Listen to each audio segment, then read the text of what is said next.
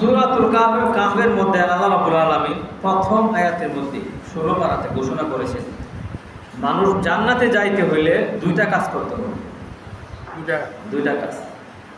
সরাসরি জান্নাতে যাইতে হইলে দুই কাজ করতে হবে। কয় কাজ? একটা লোক সরাসরি মৃত্যুর পরে সে জান্নাতে যাবে, তাহলে তার দুই কাজ করতে হবে। তাহলে মৃত্যুর পরে সরাসরি সে জান্নাতে যাইতে পারবে। একটা কাজ করলো আর একটা কাজ করলো না, তাহলে সরাসরি সে জান্নাতে যাইতে পারবে না। যেই পরিমাণে গুনাহ করছে সেই পরিমাণে গুনাহ শাস্তি ভোগ করে জান্নাতে একদিন যাইতে পারবে। আজকে আলোচনা হলো জান্নাতে যাইতে হইলে, সরাসরি জান্নাতে যাইতে হইলে কোনো আযাব ছাড়াই দুই কাজ করতে হবে। কয় কাজ? এক নম্বর হলো ঈমান আনতে হবে আল্লাহ তাআলার প্রতি। আল্লাহ তাআলাকে বিশ্বাস করতে হবে। আমরা আল্লাহরে দেখছি কি বলে না, দিকে বিশ্বাস করছি না? পরকাল, মৃত্যু, জাহান্নাম, জান্নাত এগুলি দেখি না, এগুলিকে বিশ্বাস করতে হবে। অর্থাৎ আল্লাহ তাআলা কোরআনের মধ্যে যা বলেছেন এগুলি সবগুলি বিশ্বাস করতে হবে। ঈমান আনতে হবে। ঈমানের দাম অনেক বেশি, অনেক বেশি। একজন ঈমানদারের মুমিনের দাম অনেক বেশি আল্লাহ তাআলা তরফে, দুনিয়ার থেকে আরো বেশি। সুবহানাল্লাহ। তাহলে এক নম্বর কি আনতে হবে? ঈমান আনতে হবে। ঈমানের পাশাপাশি দুই নম্বর যে কামরা, ওয়া আমিলুস সালিহাত, নেক কাজ করতে হবে। কি করতে হবে? নেক কাজ, ভালো কাজ। এই প্রসঙ্গে আল্লাহ রাব্বুল আলামিন বলেন, ইন্নাল্লাযীনা আমানু ওয়া আমিলুস সালিহাত কানাত লাহুম জান্নাতুল ফিরদাউসি নুজুলা।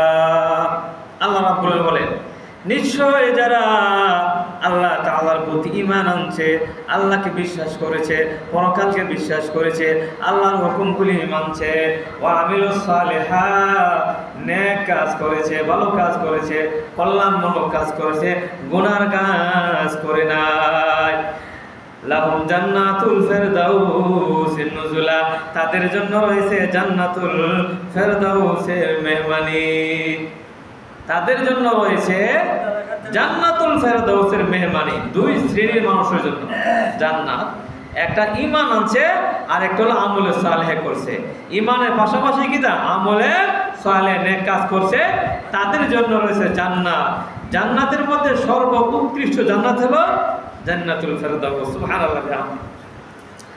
তাহলে এখন আমরা যদি ঈমান আনে, আল্লাহ তাআলাকে বিশ্বাস করেছি, জান্নাত জাহান্নাম পরকাল আছে, এগুলি আমরা বিশ্বাস করেছি, ফেরেশতা মালায়েকা আছে, রাসূলগণ আছে, কিন্তু আমলে সালেহ করছি না, নেক কাজ করছি না, নামাজ পড়ি না, রোজা রাখি না, ভালো কাজ করি না, কল্যাণমূলক কাজ করি না, খারাপ কাজ করি, তাহলে সরাসরি জান্নাতে যাইতে পারবেন না। ওই যে গুনাহ করছে, অন্যায় অপরাধ করছে, জুলুম করছে, সেই পরিমাণে শাস্তি ভোগ করে, যেহেতু ঈমান আছে, লা ইলাহা ইল্লাল্লাহ মুহাম্মাদুর রাসূলুল্লাহ একবার পড়ছেন, বিশ্বাস করছেন আল্লাহকে, এজন্য হাজার হাজার কোটি কোটি বছর জাহান্নামের আগুনে জ্বলিয়া একদিন জান্নাতে আশা করতে পারে। এই জন্য সরাসরি জান্নাতে যাইতে হইলে দুইটা কাজ অবশ্যই অবশ্যই আমাদের করতেই হবে। আল্লাহ তাআলাকে বিশ্বাস করতে হবে এবং সৎ কাজ, নেক কাজ এগুলি অবশ্যই আমাদের করতে হবে। এখন অনেক ভাইয়েরা আছে, নামাজ পড়ে না, রোজা রাখে না, ভালো কাজ করে না, সুদ ঘুষ খাইতেছে, গুনাহ করতেছে, জিনা ব্যভিচার করতেছে, তারা কি সরাসরি জান্নাতে যাইতে পারবে মৃত্যুর পরে? আমার কথাটা বুঝছেন না? কেমনে কম যাইতে পারবে? আল্লাহ কইতাছে, ইন্নাল্লাযীনা আমানু ওয়া আমিলুস সালিহাত, ঈমানের পাশাপাশি আমলে সালেহ লাগবে। আমি একটা এক্সাম্পল দিই। আপনি স্কুলে ভর্তি হয়েছেন, আপনার নাতিরে ভর্তি করছেন না, আপনার ছেলে মেয়ে, আপনাদের ছেলে মেয়ে স্কুলে ভর্তি করে সেটা কিন্তু আর রেজিস্টার করে সব কিছু করছে, এবং সে ক্লাস করে না এবং কিছু পারো না। কোন পরীক্ষার হাতের মধ্যে কিতা খালি নীল নীল নীল। আমি যে পরীক্ষা নিয়েছি, দাখিল পরীক্ষা নিয়েছি, তো কথা বলছি না, অনেকে 5 নম্বর পাইছে, 2 নম্বর পাইছে, নীলও আছে, 10 নম্বর পাইছে। আমার হাতের এদিকে আছে আরো, কথা বলছি না। তো এরা কি ফাঁস করবো বলে তারা বুঝেন না? আমার সভাপতি সব কথা বুঝেন না, বুঝতে তো হইতো না, বুঝতে হতো। আমি বুঝবো যে আমার কথাটা আমরা কিনা বুঝতেছে, ফার্ম লাগবো। ওর মনে করেন পরীক্ষা থেকে কিছুই লেখছে না, কোনো পড়াশোনাই করছেন আর বাউন্ডারি ঘুরছে আর ভর্তি হয়েছে মাদ্রাসা মধ্যে, তাহলে সে পাস করবে? পাস করবে না। তো তদ্রুপভাবে ঈমান আনছে আল্লাহর প্রতি, কিন্তু আমলে সালেহে করে নাই, সে কি জান্নাতে সরাসরি যাবে? আল্লাহ বন্ধুরা আমার, জান্নাতে যাইতে হলে দুইটি কাজ করতে হবে। জান্নাতে যাইতে হলে দুইটি কাজ করতে হবে। এক নম্বর হলো ঈমান আনতে হবে আল্লাহ তাআলার প্রতি, রাসূলের প্রতি, পরকালের প্রতি।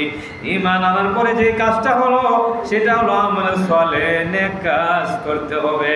নেক কাজ যদি না করেন, আপনি আমলে সালেহ করলেন না, আপনি সরাসরি জান্নাতে যাইতে পারবেন না। তবে যদি চোখের পানি ফেলাইয়া আল্লাহর দরবার থেকে ক্ষমা নিতে পারে, আল্লাহর কাছে যদি তওবা করতে পারেন, আল্লাহ আমি তো আমলে সালেহ নেক কাজ করি নাই, আল্লাহ আমি গুনাহ করে ফেলেছি, আমি অন্যায় করে ফেলেছি, আমাকে মাফ করে দাও। আল্লাহ যদি মাফ করে দেয় তাহলে কোনো সমস্যা নাই, আর আল্লাহ যদি মাফ না করে জান্নাতের আশা করা যায় না, নাকি? আল্লাহু আকবার। এজন্য যে সমস্ত বন্ধুরা মসজিদে আসেন না, নামাজ পড়েন না, তাদের কিন্তু পরকাল সমস্যা হবে। আল্লাহু আকবার। এবং জান্নাতুল ফেরদাউসের মেহমানি করবে। মেহমান কাকে বলে আর মেজবান কাকে বলে? আপনি একজনের বাড়িতে গেলেন, আপনার বিয়ার বাড়িতে গেলেন, বিয়া হিসাব বলে মেজবান, আপনি হলো মেহমান। আমরা মৃত্যুর পরে আমাদেরকে, মুসলমানদেরকে আল্লাহ জান্নাত দিবে, আল্লাহ হবে মেজবান, আমরা তো কিদা মেহমান। মেহমানকে দিয়ে সেটা কোনো কাজ করে না, কর্ম করে না, আদর আপ্যায়ন যত্ন করে তাদের কি খাওয়া দাওয়া করা, সুন্দরভাবে ব্যবহার করে, তা আল্লাহ তাআলা জান্নাতের মধ্যে আমাদের মেহমানি করবেন। সুবহানাল্লাহি ওয়া বিহামদিহি।